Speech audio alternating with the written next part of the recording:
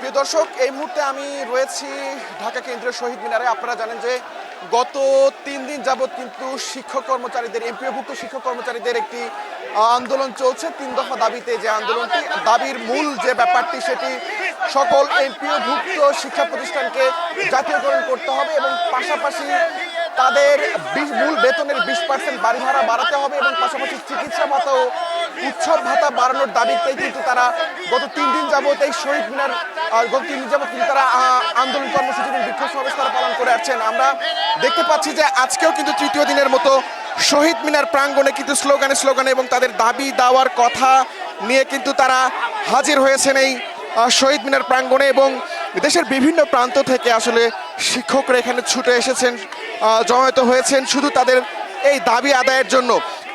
এই দাবির সাথে শুধু এখন শিক্ষকরা নন, বরং দেশের বিভিন্ন জেলার শিক্ষার্থীরা এই দাবির সঙ্গে একাত্মতা প্রকাশ করেছেন এবং তারা নিজেরাও শ্রেণীকক্ষে ক্লাস বর্জন করেছেন। পাশাপাশি গতকাল থেকেও কিন্তু শিক্ষকরা একটি চূড়ান্ত ঘোষণা দিয়েছিলেন যে তাদের এই যৌক্তিক দাবি মেনে না নেওয়া হলে সারা দেশব্যাপী তাদের এই আন্দোলন কর্মসূচি অব্যাহত থাকবে এবং সারা দেশব্যাপী তারা কর্মবিরতিতে থাকবেন। অর্থাৎ গতকাল থেকেই কিন্তু সকল এমপিওভুক্ত যেসব শিক্ষা প্রতিষ্ঠান আছে সেই এমপিওভুক্ত শিক্ষা প্রতিষ্ঠানের শিক্ষক কর্মচারীরা কিন্তু তারা কর্মবিরতিতে গেছেন এবং এই ধারাবাহিকতা কিন্তু আজকেও বজায় রয়েছে এবং ঢাকা কেন্দ্রীয় শহীদ মিনার প্রাঙ্গণে কিন্তু তারা তাদের যে দাবি সেই দাবি জানাচ্ছিলেন।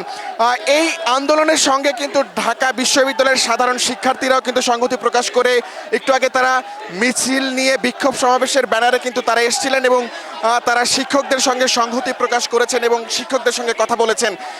এবং একটু আগেও রমনা থানার যে উপপরিদর্শক আছেন তিনিও কিন্তু এসেছিলেন, এসে শিক্ষকদেরকে সাথে কথা বলার চেষ্টা করেছেন, শিক্ষকদেরকে বুঝিয়েছেন যে আসলে যে এই যে দাবি নেওয়া হচ্ছে তারা যেন সচিবালয় টু শহীদ মিনার টু সচিবালয়ের যে লং মার্চ কর্মসূচি দিয়েছিলেন গতকালকে, এবং সেই কর্মসূচি কিন্তু আজকে 12টা থেকে শুরু হওয়ার কথা ছিল। তবে এখানে উপস্থিত শিক্ষকরা বলছেন যে আসলে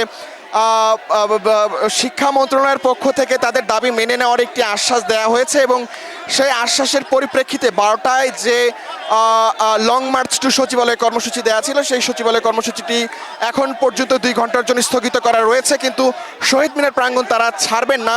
তারা বলছেন যে যতক্ষণ পর্যন্ত দাবি মেনে না নেওয়া হবে ততক্ষণ পর্যন্ত তাদের এই দাবির কথা স্লোগানে জানানো হবে এবং দেশব্যাপী এই আন্দোলনকে ছড়িয়ে দেওয়ার জন্য পুরো জেলার বিভিন্ন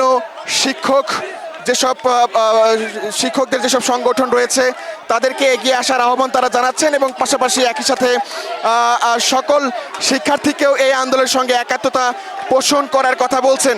তো আসলে আপনাদেরকে জানাচ্ছিলাম আসলে শহীদ মিনারের সর্বশেষ পরিস্থিতি।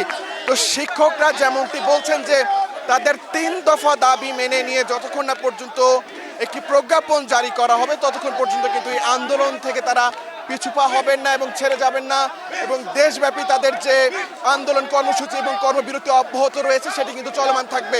এবং মন্ত্রণালয়ের পক্ষ থেকে এবং শিক্ষা মন্ত্রণালয়ের পক্ষ থেকে যদি প্রজ্ঞাপন জারি হয় আজকের মধ্যে, তবেই তারা তাদের যে লং মার্চ টু সচিবালয় কর্মসূচি সেটি থেকে সরে আসবেন। নইলে কিন্তু 2টার দিকে, ঠিক বেলা 2টার দিকে তারা আবারও লং মার্চ টু সচিবালয়ের যে কর্মসূচি, পূর্ব ঘোষিত কর্মসূচি, সেটি তারা পালন করবেন। তো এই ছিল শহীদ মিনার থেকে আমার কাছে থেকে সর্বশেষ